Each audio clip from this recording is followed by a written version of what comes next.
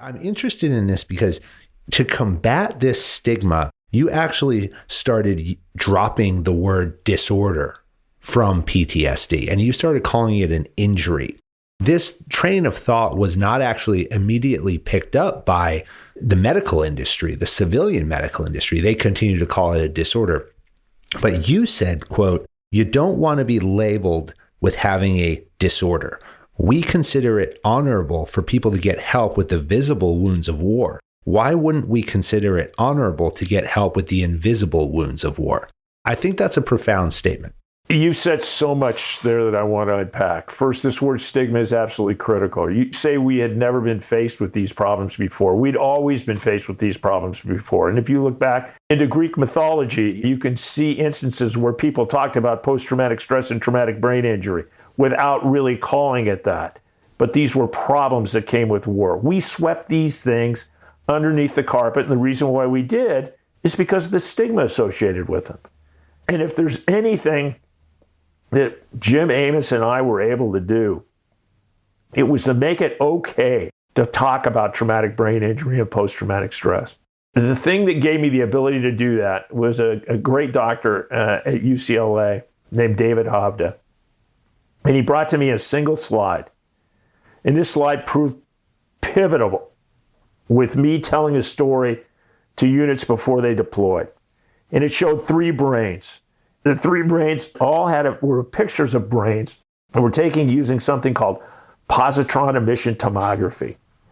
And all it was a new way of doing, for lack of a better term, taking a picture of the brain where you pump sugar into the body and saw the brain light up. The brain is a small organ, but it burns 20% of the energy created by the body. Most people don't understand that. And when it's functioning the way it's supposed to function, using positron emission tomography and taking a picture of the brain, what you see is all reds and yellows. The 3 pictures were, 1, a normal brain that looked all red and yellow, and then 2 other brains. They looked almost the same. One was an individual who had been in a car accident and had been comatose for 5 days. They pumped him full of sugar, took a picture using positron emission tomography, okay? That picture looked exactly the same as the middle picture, which was of a UCLA football player injured with 1 minute and 12 seconds to go in the first half, cleared at halftime to play the second half, played the second half, but the trainer came up to him and said, "Listen, you took a big hit to the head, and sometimes concussions don't produce symptoms for up to 24 hours. If you have any of the following symptoms, I want you to go see the doctor first thing tomorrow." He woke up, had the symptoms, went in and told the doctor what the problem was. They took a picture of his brain using positron emission tomography, and I challenge anyone to tell me the difference between the brain of the individual who had been comatose for 5 days as opposed to the brain of a football player who walked in 24 hours after the event, said to his doc, "Hey, doc, this is what I'm feeling right now, and I was told to come see you in the event that I had these symptoms." It was stigma. It was trying to combat stigma. And when I had that slide, I could prove to a young kid, you know what? What your football coach told you wasn't necessarily the case. When you get smacked on the head, it's not necessarily always something you can just shake off and get back in the game. You need to go seek the appropriate help, talk to somebody, and let's see what we can do about it.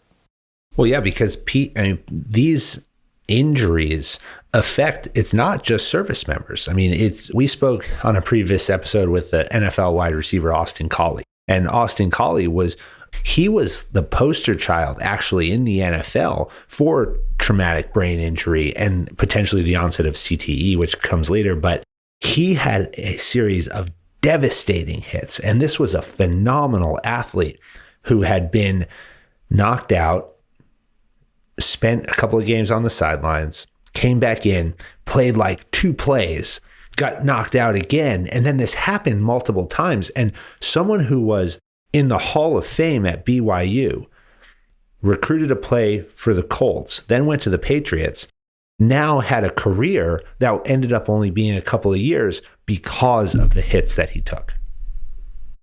And that's what happens to some folks.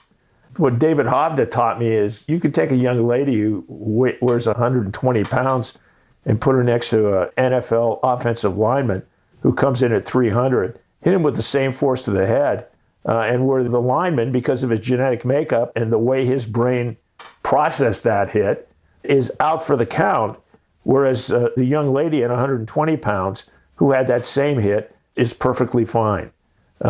We don't know everything we need to know about traumatic brain injury, nor do we know what we know about post-traumatic stress.